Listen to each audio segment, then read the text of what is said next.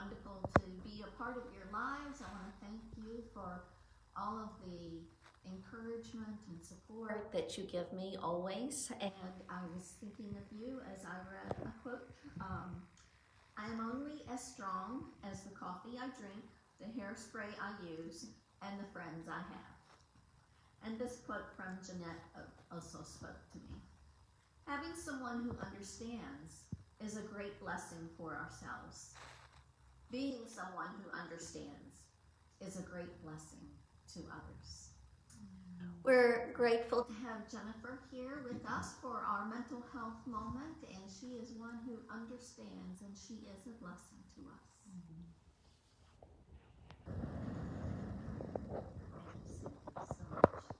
It is a blessing to be with all of you again this morning.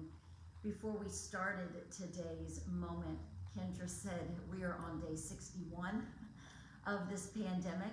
And so today I want to talk about a deep prevailing sadness that some of you might be feeling. The first week we talked about grief. This last week we talked about expectations. And even though we're in the middle of the beginning of our re-entry, I think this Friday in the state of Virginia, that begins, there tends to be still a level of deep sadness that I'm hearing from people. John 16:33, when Jesus is talking to his disciples, he says that we're going to have troubles in this world. And he says, so that in me is where we are going to find our peace.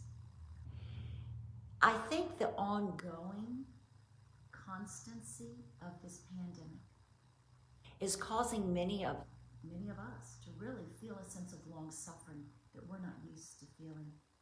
So I want to share a story today that I heard many years ago about a psychologist who was teaching a class on stress. And she held a glass of water, and most people figured she was going to ask the question, is the water half empty or half full? And instead she said, how much does this glass of water weigh? And there were answers that ranged from 8 ounces to 20 ounces. And she said, the weight of the glass doesn't matter. It's how long I hold it. And she said, our stresses are the same way. If we tend to hold our stresses just ever so slightly and let them go, nothing happens.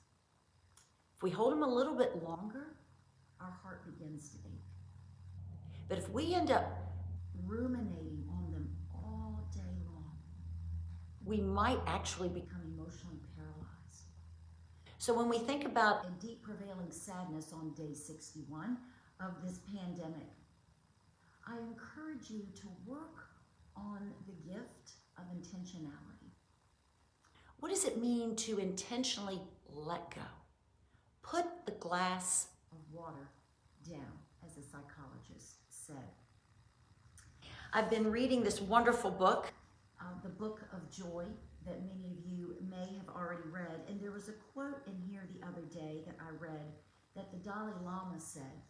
He said, we cannot control the suffering from a natural disaster, or we could say a pandemic, but we can control the suffering of our daily lives. So that's where the intentionality comes in. What am I going to do with this overwhelming sense of sadness? It's a feeling, and I might not feel like putting it down because it's so heavy, but at the same time, I might not feel like turning away from it. And guess what? It's okay if you don't feel like turning away from it, but it's the discipline, the intentionality that will help you do that.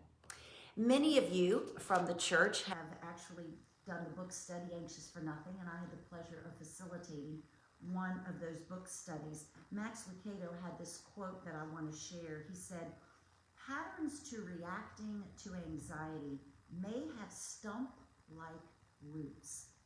Stump, big.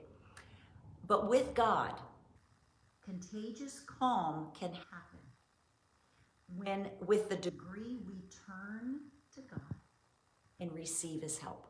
So like I mentioned a minute ago in John 16:33, that Jesus tells his disciples, you're going to have tribulation in this world. But take heart.